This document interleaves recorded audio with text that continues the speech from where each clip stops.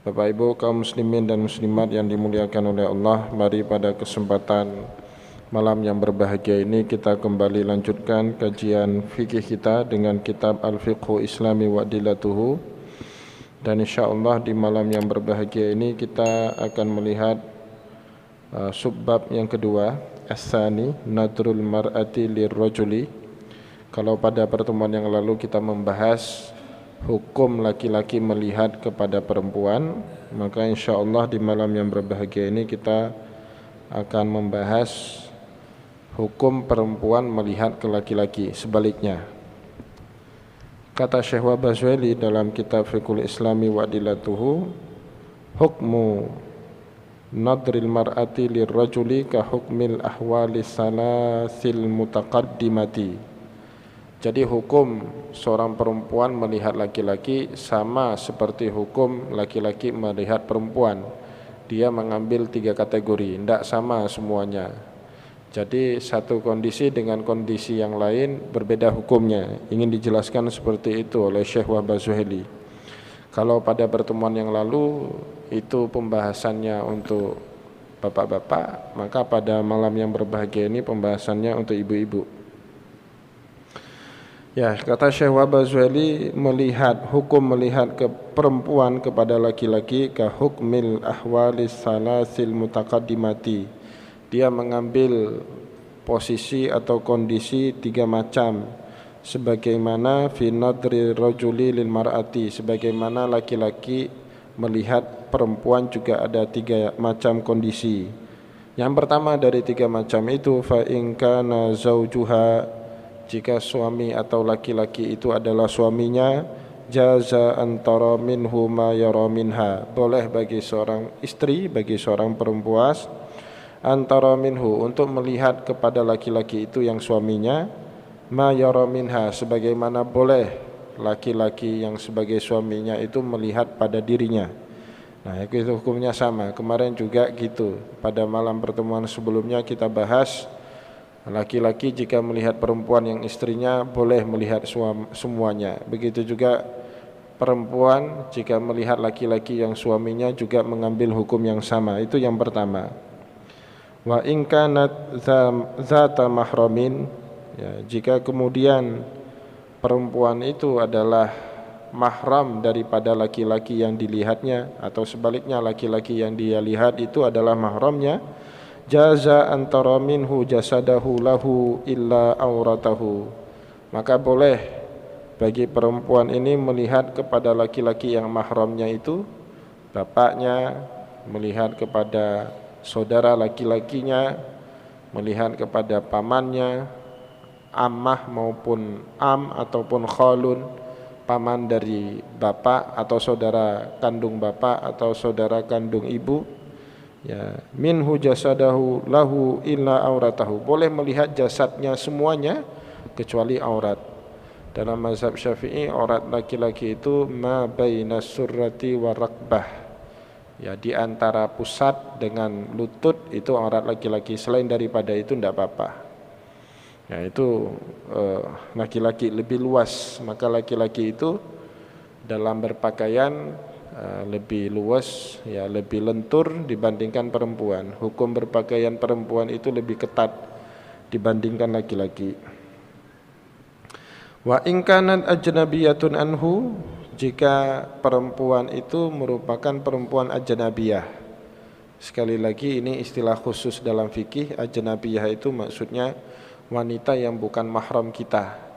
Jadi wanita itu terbagi kepada 2, yang dilarang kita nikahi namanya mahram, yang dibolehkan untuk kita nikahi namanya ajnabiyah. Ya, wanita asing maksudnya di sini. Jazalaha indal hanafiyati in aminati syahwatu an tandura ila jami'i badanihi. Nah, di sini para ulama berbeda-beda pendapat. Pertama sekali yang dikutip oleh Syekh Wahbah Zuhaili, jazalaha indal hanafiyati, boleh menurut mazhab Hanafi, illa amanatus syahwat, illa in amanati syahwatu, jika merasa terlindungi dari gelora syahwat.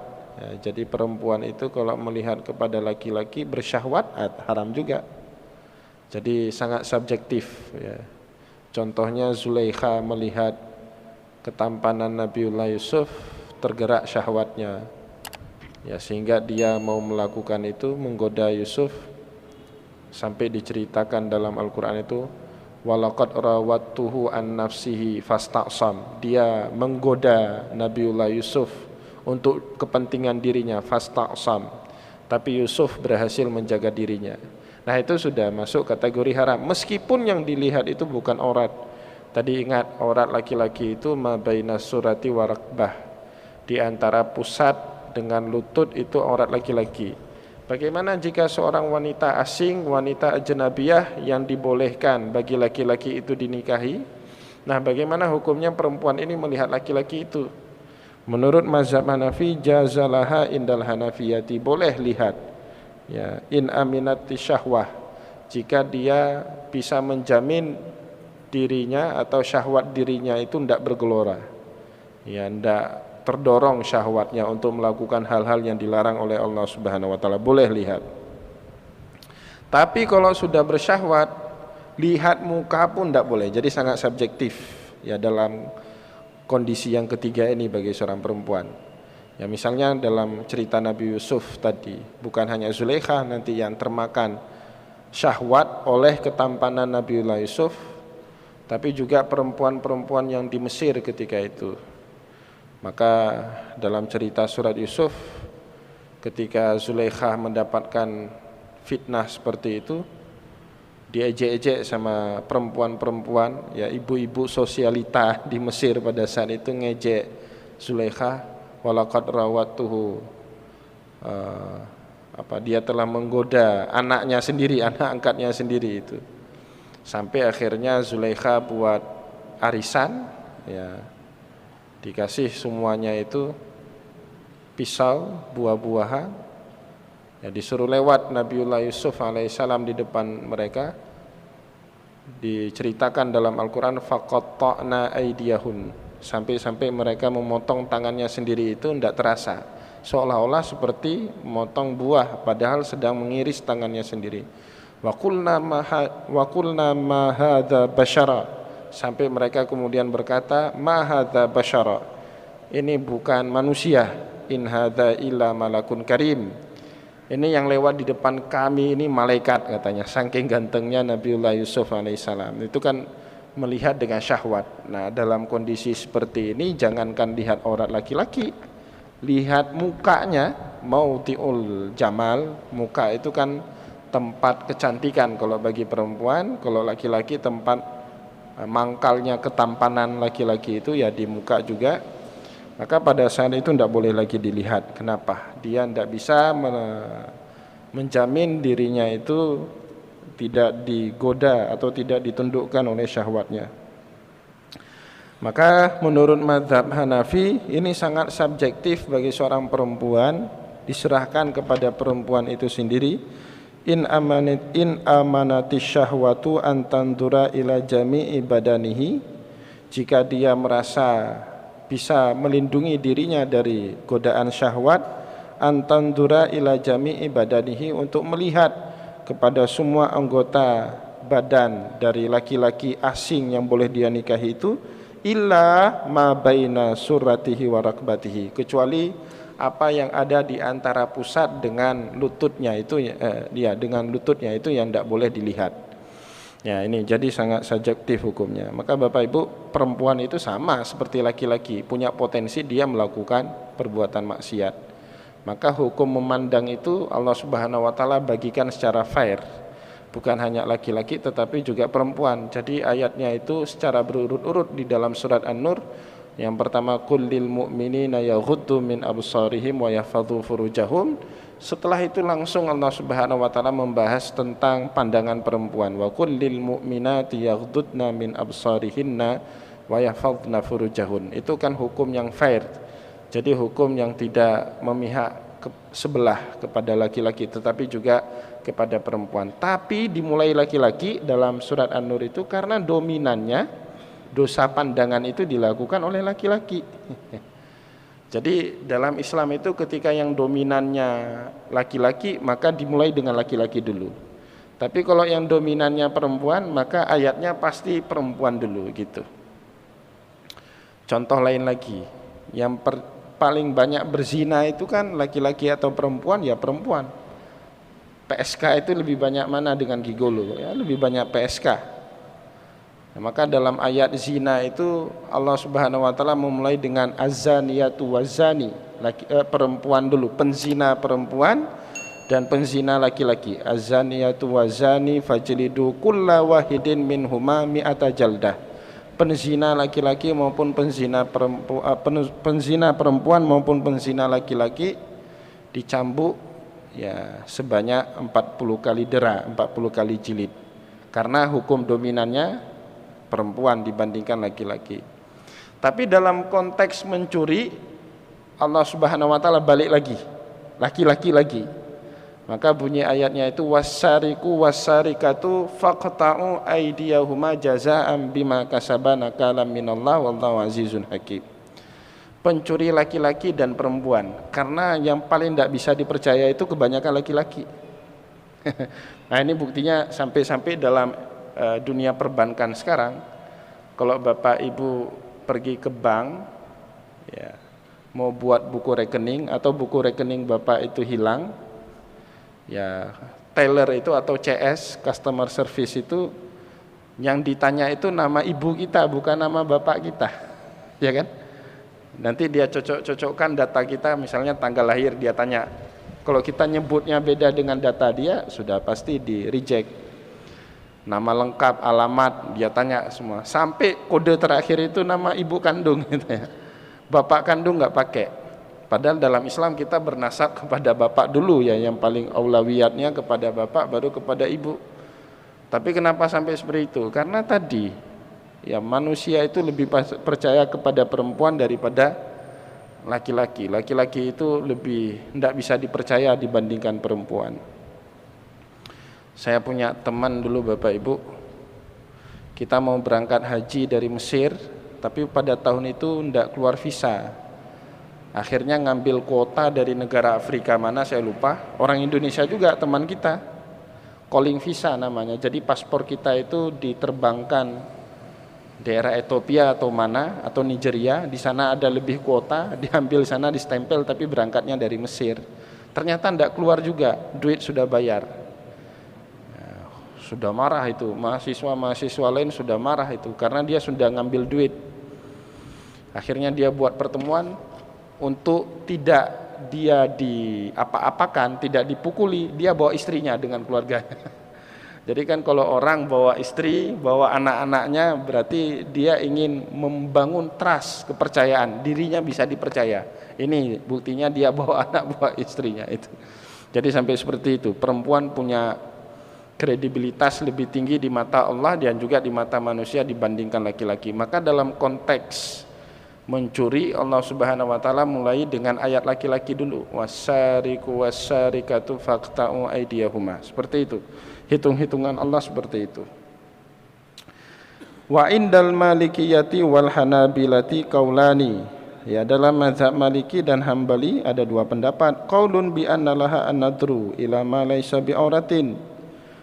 Pendapat yang pertama, boleh seorang perempuan itu melihat kepada laki-laki ila ma laysa bi auratin. Selama dia tidak melihat kepada larangannya atau auratnya. Ma baina surati wa rakbah, yaitu di antara pusat dengan lututnya. Ai kama qalal hanafiyatu. Nah, pandangan ini mirip dengan pandangan Imam Abu Hanifah atau mazhabnya Hanafi, mirip-mirip.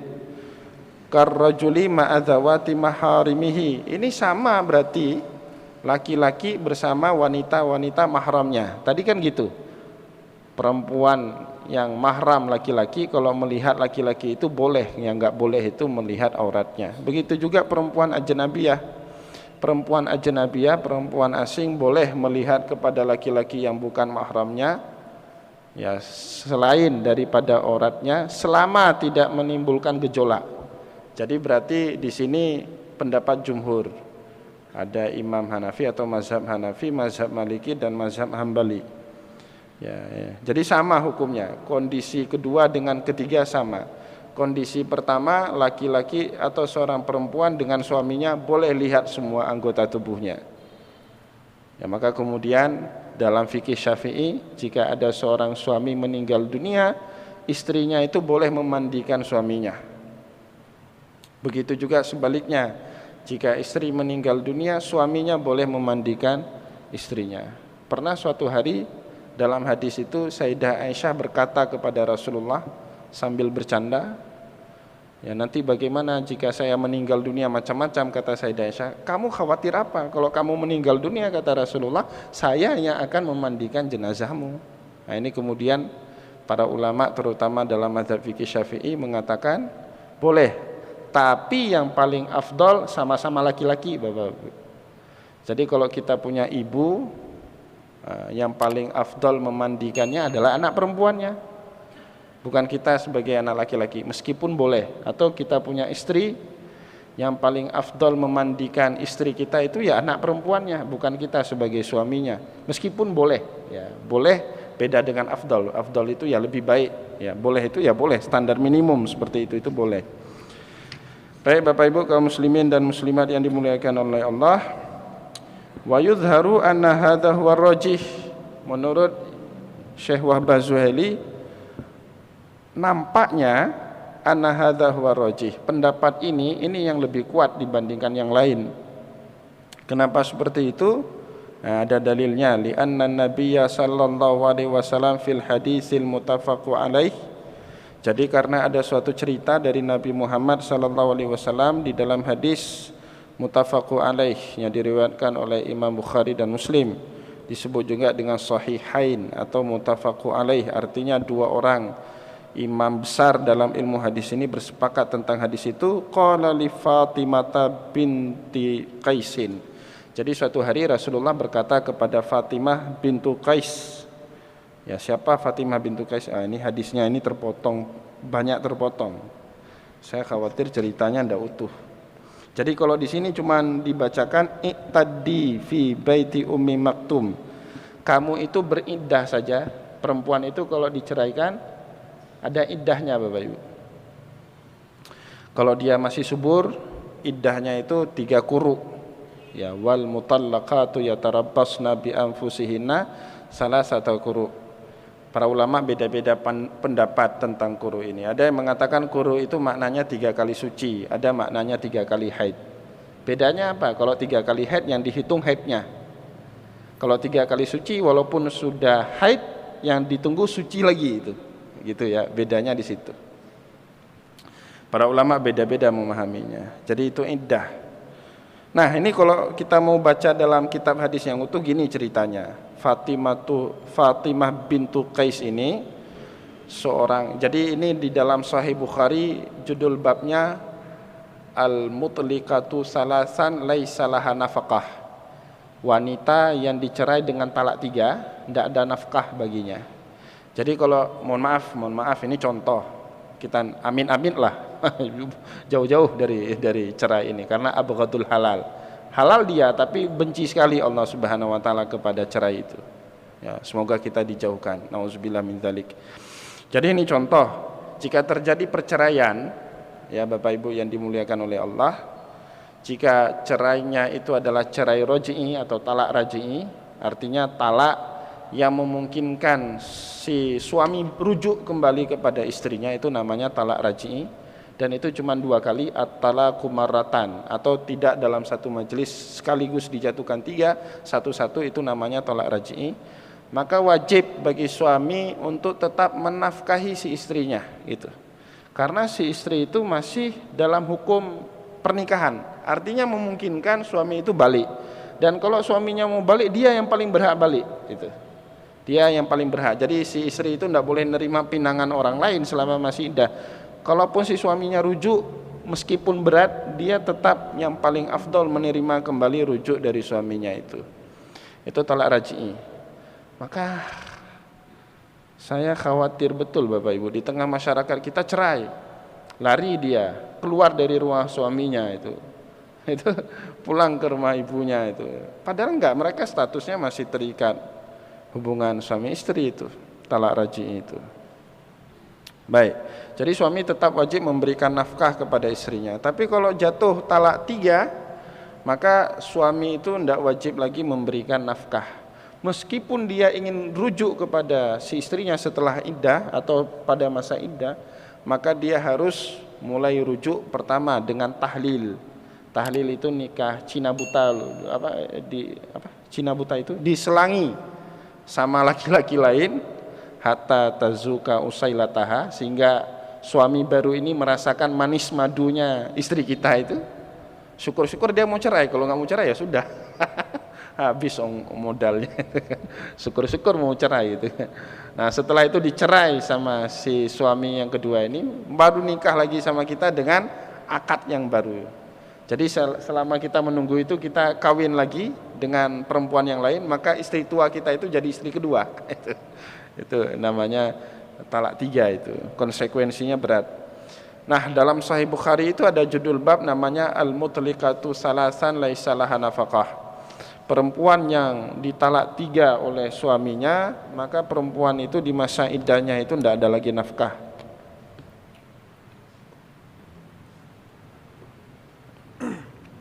Ceritanya bagaimana? Di masa Rasulullah itu hidup seorang laki-laki namanya Abu Amru bin Hafsin. Abu Amru bin Hafsin ini punya istri cantik. Abu Amru bin Hafsin ini orang kaya raya, sahabat Nabi kaya raya, punya istri cantik namanya Fatimah bintu Qais. Itu nama istrinya. Tapi suatu hari tidak diceritakan dalam hadis itu apa sebabnya, cerai mereka, talak 3. Nah, waktu itu Abu Amrun bin Hafsin berada di luar daerah, ya, bukan di kota Madinah. Dia ngirim utusan untuk menyampaikan kalau dia sudah menceraikan si Fatimah ini. Dibawalah sekarung gandum kurma dihadiahkan. Kata wakilnya ini, kata utusan ini, setelah ini kamu tidak ada lagi nafkah. Ini ambil 1 karung kurma, setelah ini kamu tidak lagi mendapatkan nafkah dari mantan suamimu. Si Fatimah bintu Qais ini protes, bagaimana mungkin, meskipun sudah cerai tetap dia harus menafkahkan saya, kata Fatimah bintu Qais. Sehingga terjadi cekcok. Akhirnya mereka sepakat ngelapor kepada Rasulullah. Suaminya itu kan mantan suaminya jauh berdagang, dia ngirim utusan suaminya ini dengan Fatimah bintu Qais ngelapor sama Rasulullah. Akhirnya Rasulullah SAW membenarkan omongannya si duta atau utusan suaminya ini. Benar, kamu itu kalau sudah ditalak 3, dicerai 3, tidak ada lagi nafkah bagimu. Terima aja gandum itu. Akhirnya diterima. Maka kemudian Rasulullah SAW berkata kepada si Fatimah bintu Qais ini, "Iqtadi fi baiti Ummi Syarik." Nah, sekarang kamu sudah talak 3, jatuh talak 3, masa iddahmu itu di rumah sahabat aja. Nama sahabat itu Ummu Syarik. Dia nggak ada lagi rumah, artinya dia bertempat tinggal di rumah suaminya. Maka kemudian Rasulullah minta sambil nunggu masa iddahnya selesai, dia nunggu masa iddahnya di rumah salah orang sahabiat namanya Ummu Syarik. Tapi belum sempat masuk ke rumah Ummu Syarik, dipanggil lagi Fatimah bintu Qais ini, "Kamu kemari." "Tilkam ra'atun yakshaha ashabi." Perempuan itu, maksudnya Ummu Syarik tadi, itu rumahnya itu sering sekali dikunjungi oleh sahabat-sahabatku. Enggak baik, kamu kan masa iddah ini. Nanti macam-macam ini. Udah, kamu cantik, orangnya lifestyle-nya tinggi, nanti macam-macam. Udah. Kemudian kata Rasulullah SAW, dikoreksi oleh Nabi, "Iqtadi fi baiti ibnu Ummi Maktum." Sebagai gantinya Rasulullah meminta dia untuk berdomisili sambil menunggu masa iddahnya selesai di rumah Abdullah bin Ummi Maktum. Jadi ada seorang sahabat Nabi, Abdullah bin Ummi Maktum ini orangnya buta, tidak bisa lihat. Padahal Fatimah ini kan ajnabiyah, wanita asing. Tapi Nabi Muhammad suruh tinggal dia serumah dengan Abdullah bin Ummi Maktum. Kenapa seperti itu? Karena Abdullah bin Ummi Maktum buta, sehingga tidak melihat aurat macam-macam. Selain ada orang tuanya, dia tinggal bersama keluarganya juga di situ. Ya, fa innahu rajulun a'ma, kata Rasulullah. Sesungguhnya Abdullah bin Ummi Maktum itu laki-laki yang buta matanya, tidak bisa melihat. Tada'ina siyabaki fala yaraki. Kamu buka pakaianmu, maksudnya bukan telanjang bulat di sini ya, buka pakaian nampak aurat ya. Artinya fala yaraki, sehingga Abdullah bin Ummi Maktum itu meskipun kamu buka aurat ya, tapi dia tidak bisa melihat kamu, aman, apalagi ada keluarganya di situ. Nah, kemudian menarik lagi dalam cerita hadis ini, kata Rasulullah, fa idza halalti fa adzinani. Kalau nanti kamu sudah halal, artinya masa iddahnya sudah selesai, kasih tahu saya. 3 bulan kemudian Bapak Ibu, masa iddah Fatimah ini selesai, dia menghadap balik kepada Rasulullah.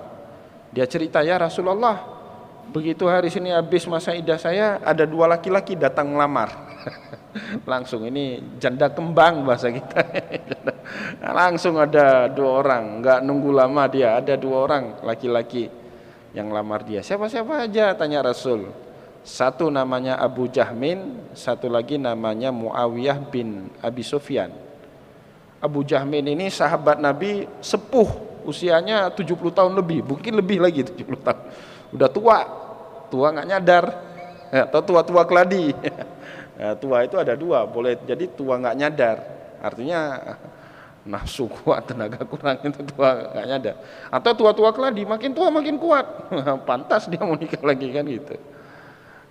Maka kata Rasulullah, amma Abu Jahmin fala yada'u asahu an atikihi. Abu Jahmin itu sudahlah, jangan nikahi kamu ini kan masih muda, lifestyle kamu tinggi lagi. Fala yada'u asahu, jangan dia letakkan tongkatnya ke lehernya.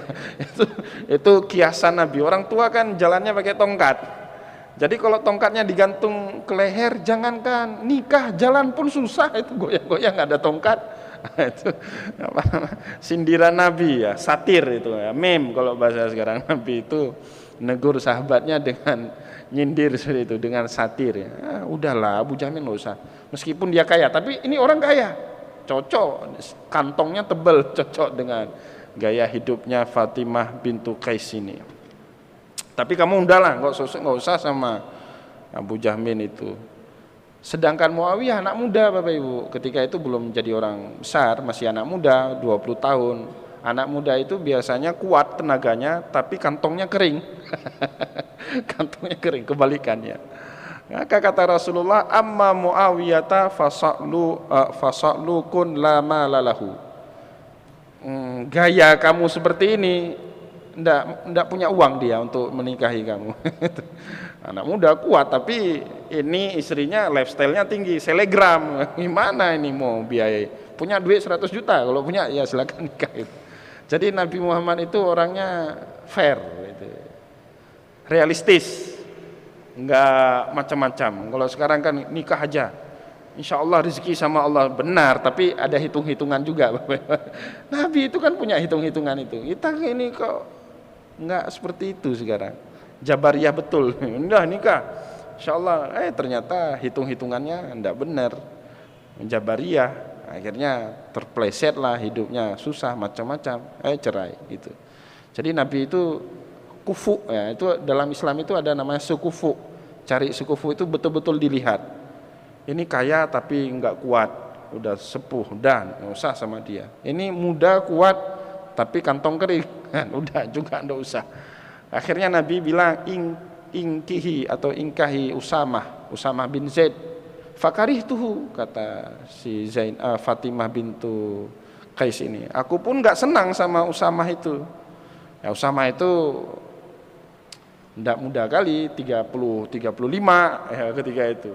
Sudah stabil lah ekonominya, masih kuat kan, 35, 40 itu masih kuat, puncak prestasi itu kan, kantong pun agak tebal gitu kan. Ya, udah kawin sama Usamah, ingkahi Usamah bin Zaid, fakarihtuhu. Saya enggak senang ya Rasulullah. Diulang sekali lagi oleh Nabi, kamu kawin dengan Usamah bin Zaid. Fanakahtuhu faja'alallahu fihi khairan faghalatuhu.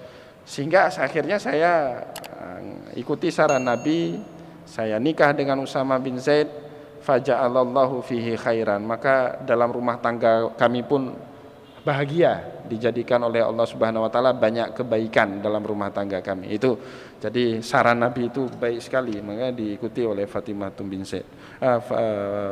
Fatimah bintu Qais. Jadi Bapak Ibu kaum muslimin dan muslimat yang dimuliakan oleh Allah, itu kisahnya, sehingga perempuan ajnabiyah itu boleh melihat laki-laki semuanya. Mana buktinya? Si Fatimah bintu Qais itu tinggal dengan serumah dengan laki-laki yang enggak mahram dengan dia. Siapa? Abdullah bin Ummi Maktum. Tapi dia melihat semua bagian dari Abdullah bin Ummi Maktum itu. Tidak ada larangan oleh Rasulullah sallallahu alaihi wasallam. Dengan syarat, dalam mazhab Hanafi dikasih syarat, selama perempuan itu mampu mengontrol dirinya untuk tidak bersyahwat ketika melihat laki-laki itu. Nah, ini dia. Wa qawlu akharin wa huwal asahu inda Syafi'iyati, dan pendapat yang lain wa huwal asah. Ini mirip-mirip juga sebenarnya, tidak terlalu jauh beda, cuman dalil yang digunakan agak unik, agak sedikit rancu ya. Kita baca dulu. Wa huwal asahu inda Syafi'iyati, dan ini pendapat yang kuat di dalam mazhab Syafi'i. Yajuzu laha an nadru minar rajuli, boleh perempuan ajnabiyah itu melihat kepada laki-laki yang bukan mahramnya, mislu ma yanzuru ilaiha rajul, sebagaimana laki-laki itu boleh melihat kepada perempuan yang bukan mahramnya. Laki-laki itu kan boleh melihat kepada wanita yang bukan mahramnya, tentu dengan batasan-batasan. Batasannya apa? Selama bukan aurat. Ya, yang disepakati oleh para ulama, yang bukan aurat itu muka dengan tangan. Ya, ada sebagian ulama khilaf, menganggap muka pun aurat, tapi jumhur ulama mengatakan yang bukan aurat perempuan itu ya muka dengan tangan. Laki-laki kan boleh lihat muka dengan tangan perempuan, boleh. Begitu juga sebaliknya, perempuan juga boleh melihat kepada laki-laki yang bukan mahramnya selama itu bukan aurat dia. Nah, itu kan mirip-mirip pendapatnya, cuman agak unik di sini dalil yang digunakan. Li'anna Allah Ta'ala amaran nisa'u bighaddi absarihinna, karena Allah Subhanahu wa taala pernah memerintahkan perempuan bighaddi absarihinna, untuk menundukkan pandangan mata mereka, kama amara rijalu bihi, sebagaimana Allah Subhanahu wa taala juga memerintahkan laki-laki untuk menundukkan pandangan mereka. Jadi dalam konteks larangan sama. Laki-laki dilarang oleh Allah untuk melihat yang bukan-bukan, disuruh untuk ghadul basar. Perempuan juga sama, dalam larangan sama, maka dalam boleh melihat juga sama. Itu dalil yang digunakan, maka agak unik, agak sedikit muter. Itu namanya dalam bahasa Arab mafhumul muwafaqah. Dalam kajian usul fikih mafhumul muwafaqah, sama. Yang dilarangnya sama, maka yang dibolehkannya juga sama. Agak sedikit memutar argumentasinya. Nah, selain itu, ini riwayat ini bahkan bertolak belakang dengan apa yang dikatakan. Warawa Abu Daud wa ghairuhu anna Nabiyya sallallahu alaihi wasallam amara Ummu Salamah wa Hafsah bil ihtijabi min ibni Ummi Maktum qailan lahuma. Ini riwayat hadis ini agak sedikit tidak sinkron dengan riwayat hadis yang baru saja kita jelaskan tentang Fatimah bintu Qais.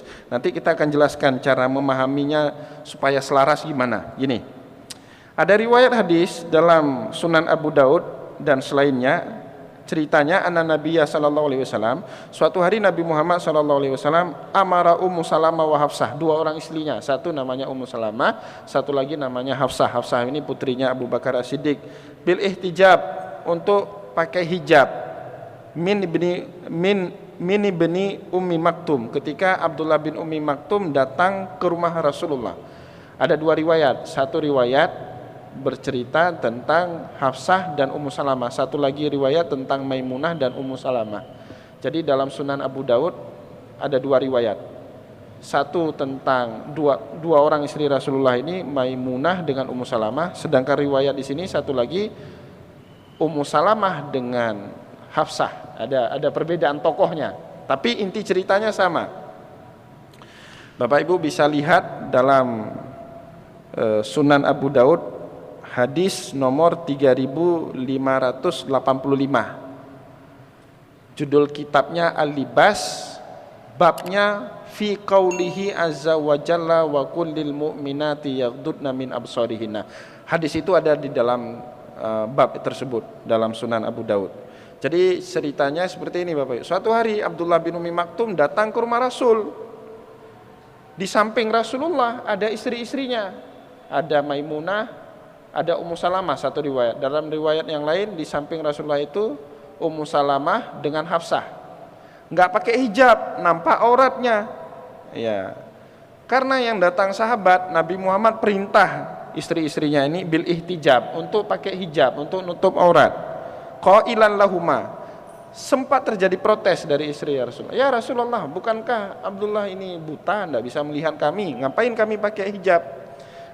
Kemudian Rasulullah berkata kepada dua orang istrinya ini, qailan lahuma afa'am ya wani antuma la tubsiranahu, apakah kalian juga dua buta sehingga tidak bisa melihat dia, tidak bisa melihat si Abdullah bin Umi Maktum, seperti itu. Apakah kamu dua buta sehingga nggak bisa lihat Abdullah bin Umi Maktum? Kata Rasulullah kepada dua orang istrinya, udah pakai hijab. Ini kan seolah-olah kontradiktif dengan hadis pertama tadi. Fatimah bintu Qais ketika dia iddah disuruh tinggal ke rumah Abdullah bin Umi Maktum. Alasannya apa? Abdullah bin Umi Maktum tidak bisa melihat. Ya, sehingga dia tadaina siyabaki fala taraki.